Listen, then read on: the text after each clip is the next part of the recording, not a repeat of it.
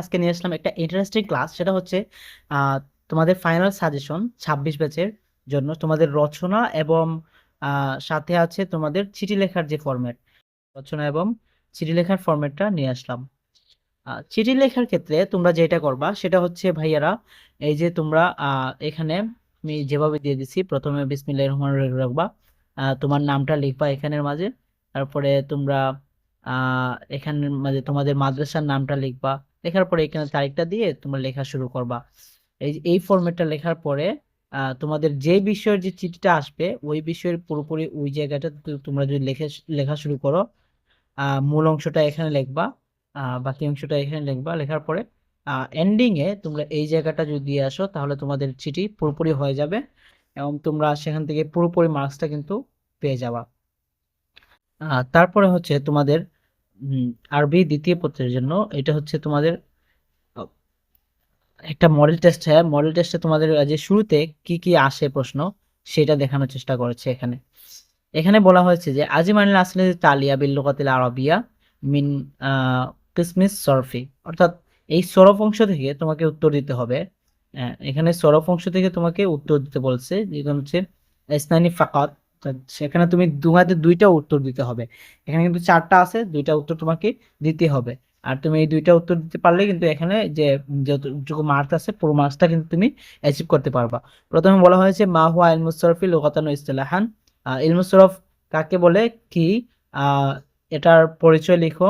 সেটা হচ্ছে শাব্দিক এবং পারিভাষিক দুইটা লিখতে হবে। তারপর বলা হচ্ছে কাম কিসমান লিল ফিআল মুজাররাদ, ফেল মুজাররাদের প্রকারটা লিখতে হবে।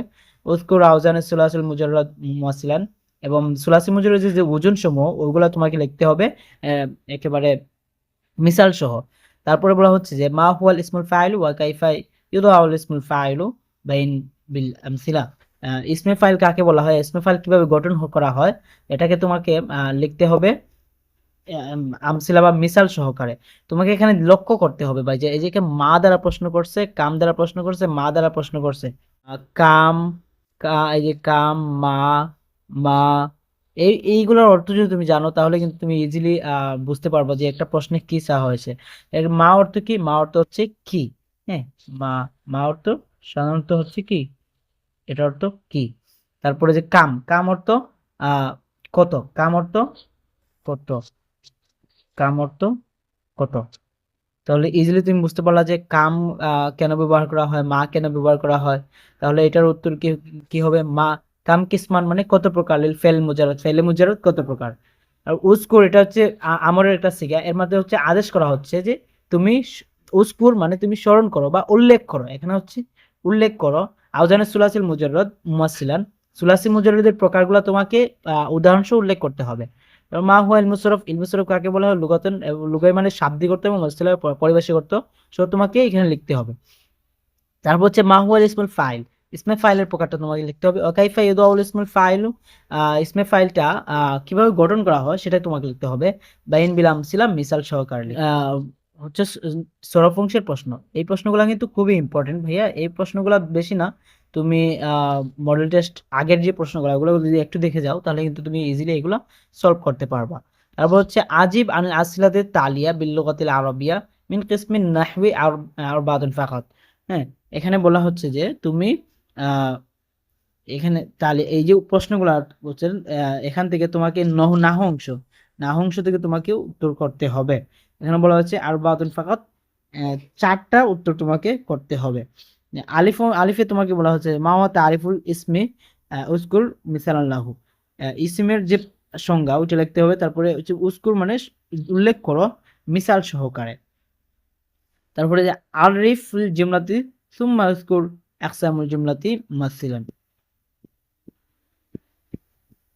বলা হয়েছে যে আরিফুল জুমলা, জুমলার তুমি কি করবা, জুমলার সংজ্ঞা নির্ণয় করবা, অতঃপর তার বর্ণনা প্রকারগুলো তুমি বর্ণনা করতে হবে। আরিফুল ইসমিল মুনসারিফ বাইন বিল আমথিলা, ইসমে মুনসারিফের যে প্রকারগুলা ওইগুলো তোমাকে উদাহরণ সহকারে দিতে হবে। তারপরে বলছিলাম যে ভাইয়া চিঠির ফরম্যাটটা তোমাকে বুঝাইছি কিভাবে কিভাবে তুমি চিঠিটা কমপ্লিট করবা। তারপর হচ্ছে তোমার রচনা। আর রচনার ক্ষেত্রে ভাইয়া একটা জিনিস ইন্টারেস্টিং, রচনার ক্ষেত্রে তুমি যে বিষয়ে রচনা আসবে সেই বিষয়ে তুমি এই যে জায়গাটা দেওয়া আছে পুরোটা লিখবা। লেখার পরে ওই যে যদি মাদ্রাসা দেওয়া হয়, মাদ্রাসার বিষয়ে যদি রচনা দেওয়া হয়, তুমি এখানে খুঁজে খুঁজে মাদ্রাসাটা বিষয়ে আরেকটু জিনিস অ্যাড করে দিবা, যদি তোমার পুরো মার্কসটা পেতে হয়। অর্থাৎ এই ফরম্যাটের সাথে তুমি যদি হালকা কিছু অ্যাড করো লেখা, তাহলে কিন্তু তুমি পুরো মার্কটা পেয়ে যাবে। যে খালি খালি জায়গা যে আছে ওই জায়গাতে তুমি তোমার বিষয়টা সাবজেক্টটা অ্যাড করে দিবা। ওই যে খালি জায়গা আছে, খালি জায়গা, এভাবে খালি জায়গা তুমি এই যে ফরম্যাট গুলোর একটা স্ক্রিনশট নিয়ে রাখতে পারো।